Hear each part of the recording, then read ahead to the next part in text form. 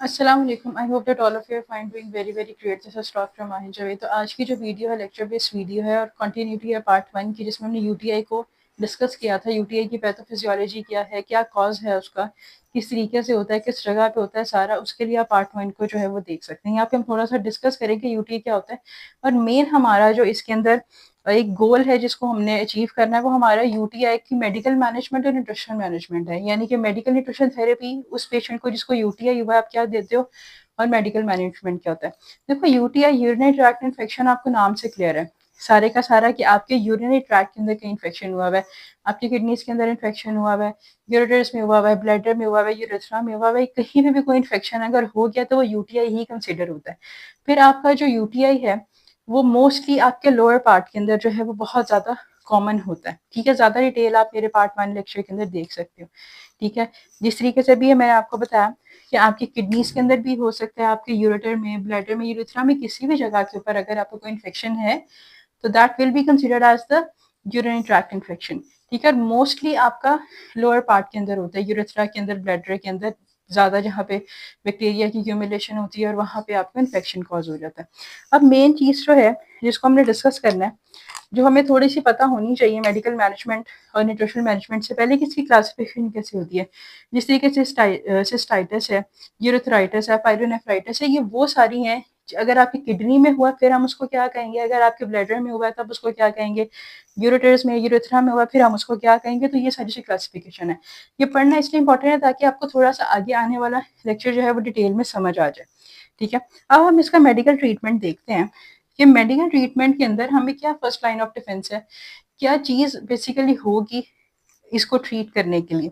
ठीक है, देखो, सबसे पहले इन चीज़ों को ट्रीट करने के लिए आप एंटीबायोटिक्स देते हो। एंटीबायोटिक्स क्या होते हैं, जो आपके माइक्रो ऑर्गेनिजम्स को, जो आपके बैक्टीरियाज को खत्म करते हैं बॉडी से। ठीक है, उनकी ग्रोथ को इनहिबिट करवाते हैं। तो उसके अंदर आपके पास कोई डिफरेंट सॉल्ट्स आते हैं, कोई डिफरेंट मेडिकेशन आती है, जिस तरह से प्रोफ्लॉक्सासिन है, अमोक्सिलिन है, जो मैंने नाम यहाँ पे लिखा हुआ है, ये नाइट्रोफ्यूरेंटॉइन है आपके पास, फॉस्फोमाइसिन आपके पास आती है, सिप्रोफ्लॉक्सासिन है। अच्छा, सिप्रोफ्लॉक्सासिन जो है उसकी हम मेडिकेशन भी लेते हैं, उसको हम आईवी भी पेशेंट के अंदर इंड्यूस करवाते हैं। अगर पेशेंट का यूटीआई बहुत ज़्यादा इंक्रीज कर गया है और वो सिंपली उस चीज़ से ख़त्म नहीं हो रहा जो मेडिकेशन है, तो उसके लिए हम आईवी के ऊपर जाते हैं। पेशेंट को आईवी के साथ जो है ये सिप्रोफ्लॉक्सासिन जो है वो प्रोवाइड करते हैं। लेवोफ्लॉक्सासिन है, ये आपके पास आती हैं, मॉक्सिलिन है, ये सारी वो आपके पास एंटीबायोटिक्स हैं जो आपकी जो हैं उसको सही करती हैं, मतलब आपके जो यूटीआई हुआ है उसको ट्रीट करने में हेल्प करती हैं। ठीक है, अब उसके बाद एक और मेन चीज़ होती है, जिस तरीके से हमने यहाँ पे एंटीबायोटिक्स पढ़ा। देखो, एंटीबायोटिक ज़रूरी है, मैंने आपको बताया, आपके माइक्रो ऑर्गेनिजम्स की ग्रोथ को इनहिबिट करती हैं, उसको किल करती हैं, राइट।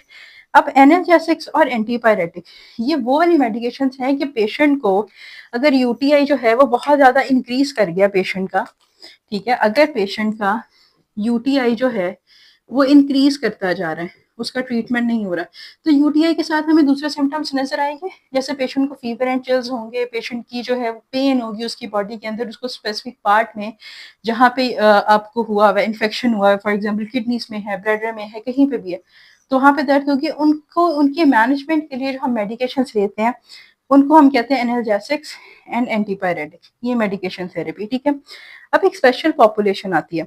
स्पेशल पॉपुलेशन का क्या मतलब है, ऐसी पॉपुलेशन जिसके अंदर हमें किसी चीज़ को देख ध्यान से देना है और दूसरा उनके अंदर इंक्रीज होने के चांसेस, ये स्पेसिफिक यूटीआई जो है, यूरिनरी ट्रैक्ट इन्फेक्शन, ये इंक्रीज होने के चांसेस जो है बहुत ज़्यादा हो जाते हैं।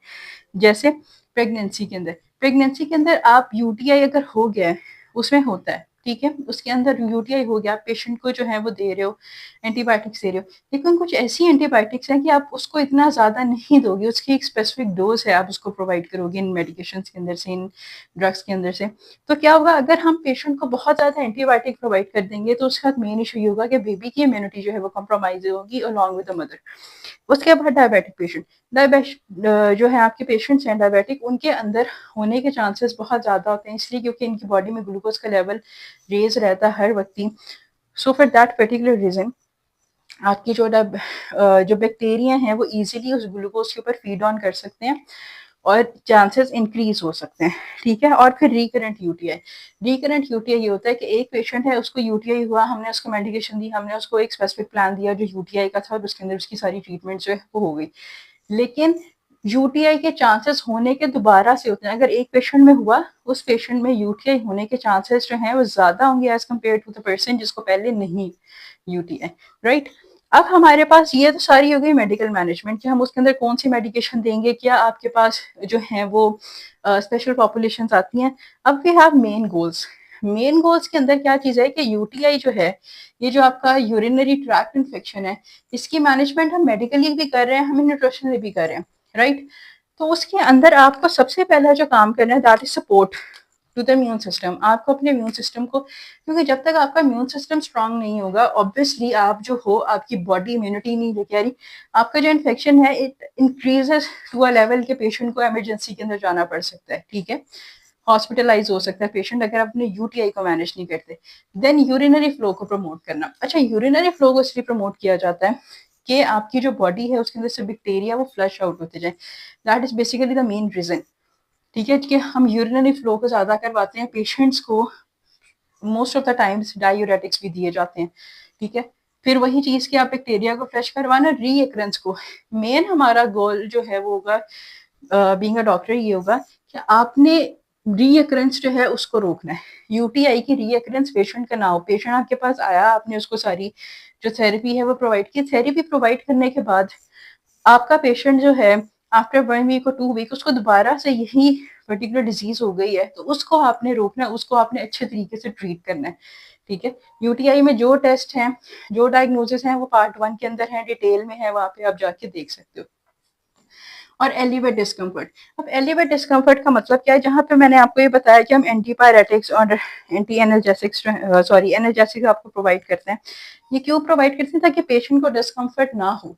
ऑब्वियसली पेशेंट को जो है वो डिस्कम्फर्ट होती है, पेशेंट को प्रॉब्लम होती है, वो पेन जो है वो इंक्रीज होती है, फिर पेन जो है वो इंक्रीज करके आपके सिम्टम्स में भी जाती है। इसीलिए उस चीज को जो है वो हमें रोकना पड़ेगा। तो ये जो है ये सारी मेडिकल मैनेजमेंट थी। नेक्स्ट वीडियो के अंदर आपको मैं मेडिकल न्यूट्रिशन थेरेपीज की बताऊंगी, जो इसका पार्ट 3 होगा, और इसके साथ एक डाइट प्लान प्रोवाइड करूंगी जिसको यूटीआई है वो इसको लेके तो अपना आप यूटीआई को सही कर सकते हैं। तो वीडियो अच्छी लगी है तो लाइक कर दे, चैनल को सब्सक्राइब कर दें। कुछ चीज़ नहीं समझ आई तो कमेंट्स में पूछ लें। Thank you so much.